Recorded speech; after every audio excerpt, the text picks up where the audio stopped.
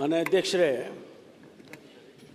ವಿರೋಧ ಪಕ್ಷದ ನಾಯಕರು ಮತ್ತು ಎಲ್ಲ ಗೌರವಾನ್ವಿತ ಸದಸ್ಯರು ಬೆಳಿಗ್ಗೆ ಒಂದು ವಿಷಯವನ್ನು ಪ್ರಸ್ತಾಪ ಮಾಡಿದರು. ಯಾರೊಬ್ಬ ವ್ಯಕ್ತಿ ಮುಖ್ಯಮಂತ್ರಿಗಳ ಬಗ್ಗೆ, ಯಾಕೆಂದರೆ ನಾನು ಅವರ ಹೆಸರು ಹೇಳೋದಕ್ಕೂ ಕೂಡ ಈ ಸದನದಲ್ಲಿ ಅರ್ಹತೆ ಇರೋದಿಲ್ಲ.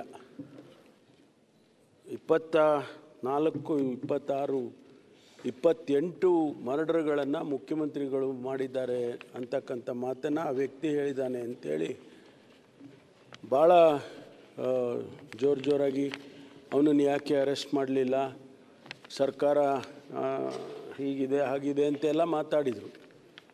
ಒಂದು ಸದನಕ್ಕೆ ಒಂದು ಮಾಹಿತಿ ಏನಂದರೆ, ಆ ವ್ಯಕ್ತಿ ಮಾತನಾಡಿರ್ತಕ್ಕಂಥದ್ದು ಮೇ 27, 2023. ಈಗ ಮಾತಾಡಿಲ್ಲ ಅವನು.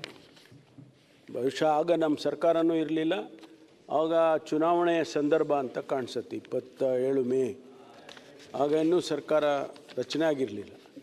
ಆ ಸಂದರ್ಭದಲ್ಲಿ ಆಡಿರ್ತಕ್ಕಂಥ ಮಾತು, ಅದನ್ನು ತಾವು ಅದು ಯಾಕೆ ಈಗ ಪ್ರಸ್ತಾಪ ಮಾಡಿದ್ರಿ ಅಂತ ನನಗೆ ಗೊತ್ತಿಲ್ಲ. ಅದರ ಉದ್ದೇಶ ಏನು, ಯಾಕೆ ತಾವು ಪ್ರಸ್ತಾಪ ಮಾಡಿದ್ರಿ ಅಂತೇಳಿ. ಹಂಗಂತೇಳಿ ಆ ವ್ಯಕ್ತಿಯನ್ನು ನಾವು ಬೇರೆ ಬೇರೆ ಮಾನ್ಯ ವಿರೋಧ ಪಕ್ಷದ ನಾಯಕರ ಗಮನಕ್ಕೆ ಸುಮಾರು 18 ಕೇಸ್ಗಳು ಆತನ ಮೇಲೆ ಇದ್ದದ್ದು. ಈಗಾಗಲೇ ಸುಮಾರು ಕೇಸ್ಗಳು ವಜಾ ಆಗಿದೆ, ಆದರೆ ಇನ್ನೂ ಕೂಡ ಭಾಳಷ್ಟು ಕೇಸ್ಗಳು ಅವ್ರ ಮೇಲೆ ಇದೆ ಅಂತಕ್ಕಂಥದ್ದು. ಅವ್ರ ಮೇಲೆ ಕ್ರಮ ತಗೊಳ್ಳೋದ್ರ ಬಗ್ಗೆ ಯಾವುದೇ ಕಾಂಪ್ರಮೈಸ್ ಇಲ್ಲ.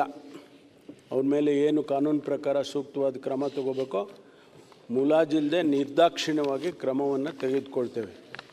ಆದ್ದರಿಂದ ಸ್ವಲ್ಪ ವೆರಿಫಿಕೇಷನ್ ಮಾಡಿಕೊಂಡ್ರೆ ಯಾವ ಸಂದರ್ಭದಲ್ಲಿ ಯಾರು ಮಾತನಾಡಿದರು, ಅದು ಈ ಪ್ರಸ್ತಾಪ ಈಗ ಮಾಡೋದ್ರ ಉದ್ದೇಶ ಏನು ಅನ್ನೋದು ಸ್ವಲ್ಪ ತಿಳಿಸಿದರೆ ಭಾಳ ಸದನಕ್ಕೆ ಒಳ್ಳೆಯದಾಗುತ್ತೆ ಅಂಥೇಳಿ ನಾನು ಈ ಸಂದರ್ಭದಲ್ಲಿ ಹೇಳೋದಕ್ಕೆ ಬಯಸ್ತೇನೆ.